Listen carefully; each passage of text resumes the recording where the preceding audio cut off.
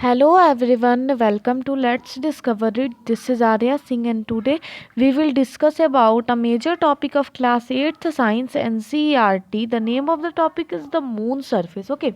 पिछले वीडियो में हमने मून के मूवमेंट को, रिफ्लेक्शन को, मून क्या होता है, कैसा सरफेस है उसका सरफेस के बारे में कुछ ही चीज़ें कंप्लीट की हैं। बाकी सारे टॉपिक्स हमने मून के बारे में क्लियर किए हैं।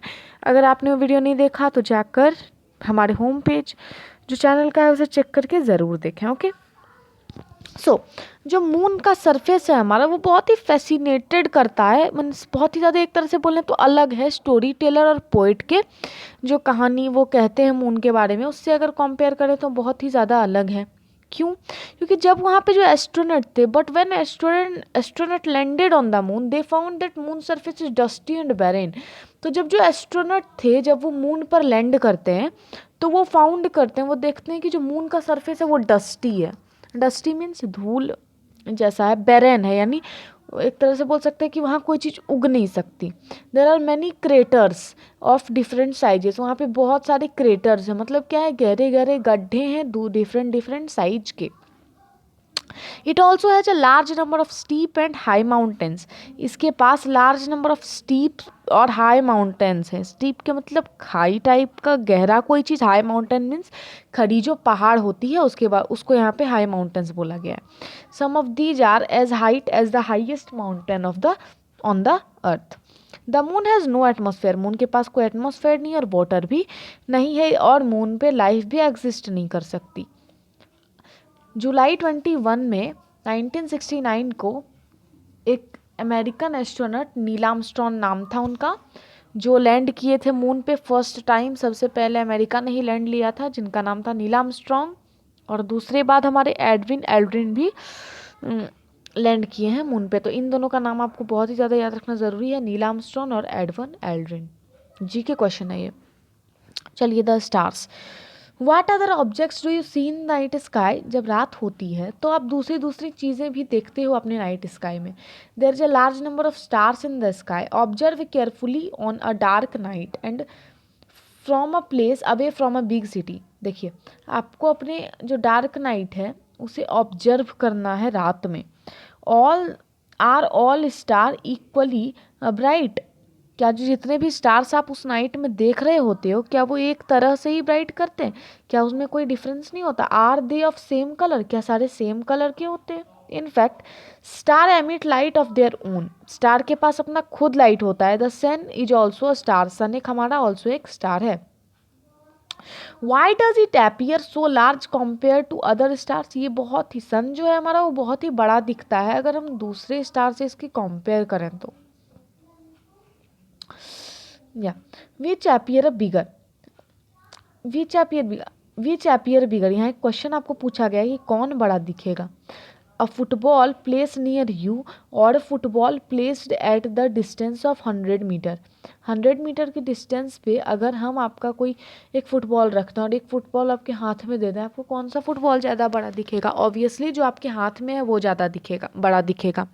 ऊपर में क्वेश्चन हमने देखा कि स्टार बहुत ही छोटे, जब हम इसे कंपेयर करते हैं तो स्टार बहुत हमें छोटे लगते हैं एज कंपेयर टू सन, इसलिए क्योंकि सन हम बहुत ही नियरेस्ट है हमसे, ठीक है, लेकिन 150 मिलियन के किलोमीटर के हिसाब से हमारी दूरी है सन से, लेकिन स्टार हमसे सन से भी बहुत ही ज़्यादा दूर है, इसलिए वो हमें छोटे दिखाई पड़ते हैं। The stars are millions of times farther away from the sun, million भी नहीं लिखा है, मिलियंस लिखा है, यानी मिलियंस किलोमीटर अवे है सन से, तो हमसे कितना दूर होंगे, इसलिए हमें वो एक फुल स्टॉप या फिर पॉइंट की तरह आप स्टार को डिनोट कर सकते हो या फिर आपको स्टार दिखते हैं। और ग्रुप ऑफ स्टार्स को हम कॉन्स्टिलेशन बोलते हैं। या हमने ठीक बोला था, 150 मिलियन किलोमीटर हमारा अर्थ अवे है, कहाँ से? सन से इतना दूर पे है। एक पहला तो हमारा नियरेस्ट स्टार कौन सा हो गया हमारा, 150 मिलियन किलोमीटर अवे है, क्या नाम है उसका? सन, पहला। दूसरा है हमारा प्रॉक्सिमा सेंचुरी, जिसका डिस्टेंस यहाँ पे दिया गया है, तो इसे आप डायरेक्ट 4 × 10⁻13 किलोमीटर लिख सकते हो, क्योंकि यहाँ 13 जीरो है। 339 99 सॉरी 336 7 8 9 10 11 12 एंड 13, तो इसे अगर हम स्टैंडर्ड फॉर्म में कैलकुलेट करें तो 4 × 10⁻13 आता है। इसलिए तो हम यहाँ अगर आपसे कोई पूछे कि next nearest star of the earth, तो आप बोलोगे Proxima Centauri. The distance of Proxima Centauri is 4 × 10⁻13 kilometre. Okay, can you read this distance in kilometre conventionally? Some stars are even farther away, और कुछ स्टार्स इससे भी ज़्यादा दूर हैं। Such larger distance are expressed in other unit known as light year. देखिए यहाँ पे किलोमीटर था इतना बड़ा, देख सकते हैं आप कितना बड़ा सा डिजिट लिखा है अगर हमने इसे किलोमीटर में लिखा है तो इतने बड़े, जैसे मीटर के लिए हम कोई चीज़ यूज़ करते हैं तो 4 मीटर में ही जहाँ काम चल जाएगा उसे मिलीमीटर, सेंटीमीटर, डेसिमल ये सब में लिखते हैं तो थोड़ा छोटा ये यूनिट होता है, तो हमारा जो डिजिट होता है वो थोड़ा लंबा होता है, 0.04, 0.4 कुछ ऐसे हमें लिखना पड़ता है।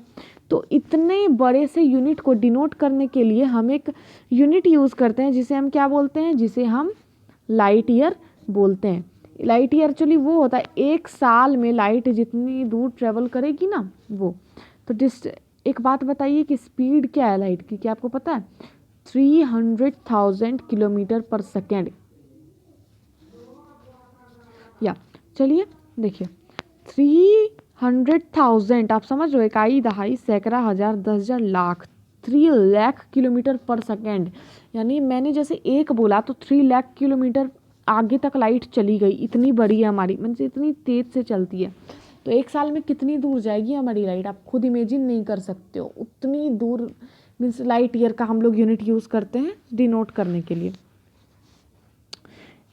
ठीक है, अर्थ और सन का अगर हम लाइट मिनट में बोलें कितनी दूरी पे, तो 8 लाइट मिनट आप बोल सकते हो। अल्फा सेंचुरी भी एक स्टार है आपका जो 4.3 लाइट ईयर अवे है हमारे अर्थ से। ओके, ये भी आपको याद रखना है। सन की दूरी याद रखनी है, अल्फा सेंचुरी, प्रॉक्सिमा सेंचुरी। ठीक है, चलिए। In fact the stars are present in sky during the day time also, however they are not visible then because of bright sunlight. तो अब बता दें आपको कि जो स्टार्स होते हैं वो दिन में भी आप अवेलेबल होते हैं। ठीक है, दिन में भी, ऐसा नहीं कि स्टार दिन में चले जाते हैं जब सूरज आता है डर के। स्टार्स वहीं पे होते हैं, सन के ब्राइट लाइट के कारण वो एक्चुअली छुप जाते हैं।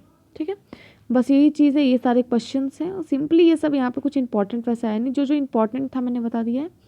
अब ये जो एक्टिविटी है हम अगले वीडियो में देखते हैं, 10 स्टार्स पार्ट 2 करके आएगा वो, या फिर 10 स्टार्स करके ही मैं अपलोड करूँगी। तो ये वीडियो अगर पसंद आया हो तो लाइक करिए, शेयर करिए अपने फ्रेंड के साथ, और चैनल को भी सब्सक्राइब करिए। From this side Arya Singh, thank you.